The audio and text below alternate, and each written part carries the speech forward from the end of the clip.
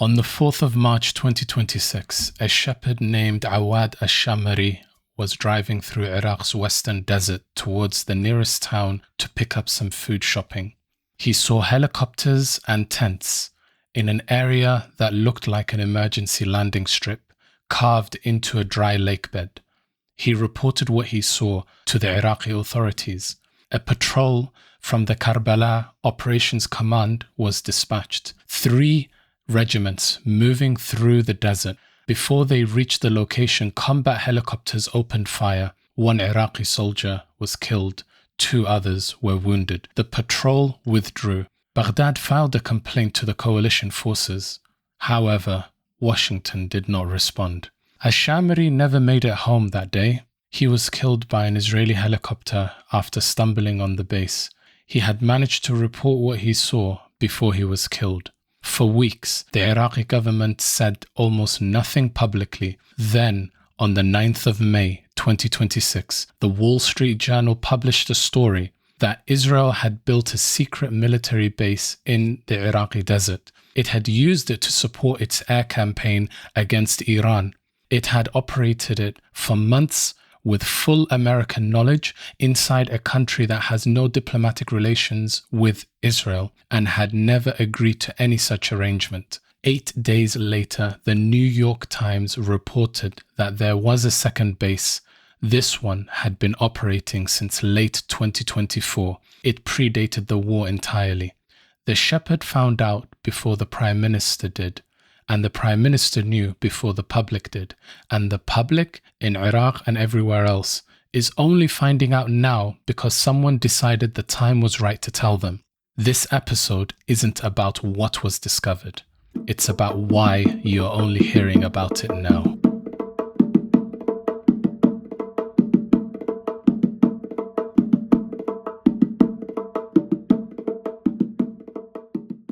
Two bases, both in Iraq's western desert.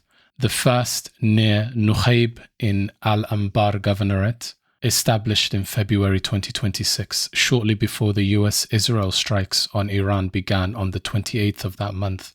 The second, predating the war, used during Operation Rising Lion in June 2025, meaning Israel had been operating a clandestine military installation inside Iraqi territory for over a year.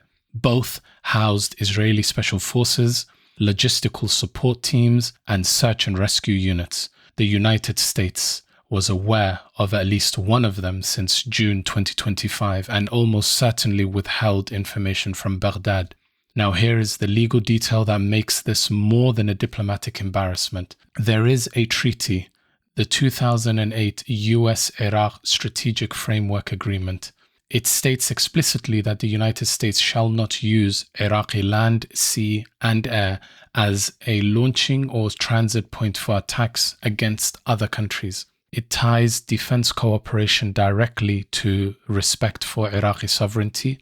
It remains the legal basis for the continued American military presence in Iraq, a presence scheduled to complete withdrawal by September 2026. Under that treaty, what happened in Iraq's western desert in 2025 and 2026 is not a grey area. It is a documented breach, and the breach was not incidental. Washington reportedly pressured Baghdad to shut down its national radar systems during both the 2025 12-day war and the 2026 conflict, ostensibly to protect US aircraft. The same radar blackout that protected American coalition assets created the blind spot through which Israeli aircraft entered Iraqi airspace undetected. A senior Iraqi official told the New Arab directly, Iraq was subjected to an American deception, not Israeli intelligence superiority, but American deception. Iraq signed a treaty with America. America used that treaty's institutional trust to create the conditions under which Iraq could not see its own airspace, and then a third party used the blind spot to operate military bases on Iraqi soil. This is where the story becomes more complicated than the headlines suggested. The coverage framed this as Israel and America violating Iraqi sovereignty, That framing is accurate as far as it goes, but it stops before the more uncomfortable question. What kind of sovereignty did Iraq actually have? Since 2003, Iraq has hosted American military bases without full democratic consent. Since 2014, it has hosted Iranian-backed militias, the PMF, that have operated parallel security structures, run their own checkpoints, maintained their own detention facilities, and conducted documented atrocities against Arab Sunni civilians, as we established in the last episode of the series. The Iraqi government that signed the 2008 treaty with America is the same government that in 2017 had Supreme Leader Khamenei personally call the Prime Minister to instruct him not to disband the PMF under American pressure. Iraq's western desert, the terrain that made the Israeli bases possible, is sparsely populated, historically difficult for the central government to control, and has been used for covert military operations by multiple actors for decades. It is, in other words, the physical expression of a state whose sovereignty has been contested since the moment the state was created through the Sykes-Picot Agreement.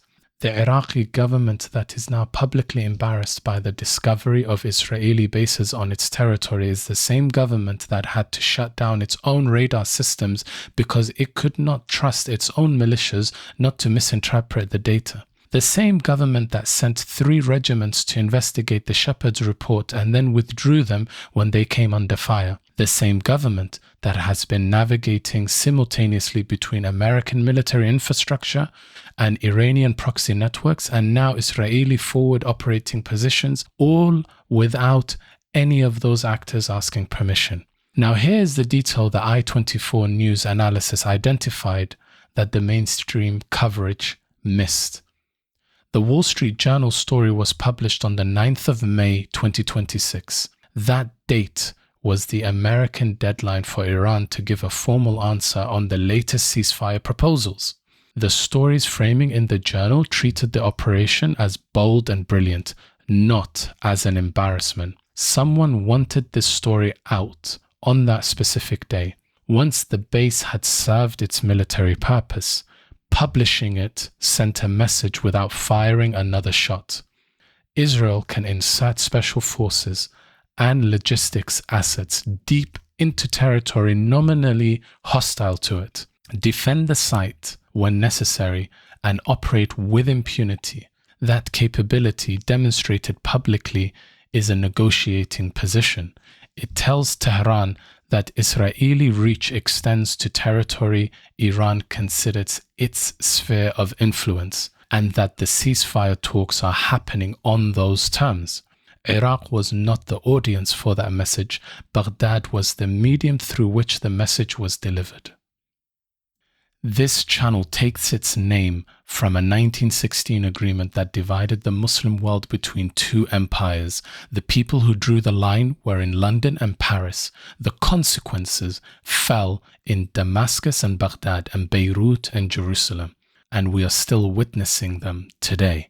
110 years later, the same dynamic runs through the western desert of Iraq. The operational decisions were made in Tel Aviv and Washington. The negotiations they were designed to influence were between Tel Aviv and Tehran. The dead shepherd was Iraqi. The killed soldier was Iraqi. The violated treaty was Iraqi. The radar systems shut down to enable it all were Iraqi. Iraq was not a participant in the war between Israel and Iran. It was the terrain through which the war was conducted. And yet, the most honest thing that can be said about this episode is not simply that Iraq's sovereignty was violated. It is that Iraq's sovereignty was already compromised long before the first Israeli helicopter arrived in the western desert, by the same actors whose institutional relationships made the base possible. The American military presence that covered the operation is the same American military presence whose 2008 treaty was supposed to protect Iraq from exactly this. The Iranian proxy networks that paralyzed the Iraqi government's ability to respond are the same networks whose sectarian project we documented many times on this channel. Iraq is caught between multiple armed actors operating on its territory simultaneously, none of whom ask for permission and none of whom answer to Baghdad when things go wrong. The shepherd who found the base was the only person in this entire story who was operating in Iraqi territory on Iraqi terms. His name was Awwad al-Shammari. He went to pick up food. He reported what he found and he was killed for it. The world is complex. The noise is deliberate. The spectrum cuts through it.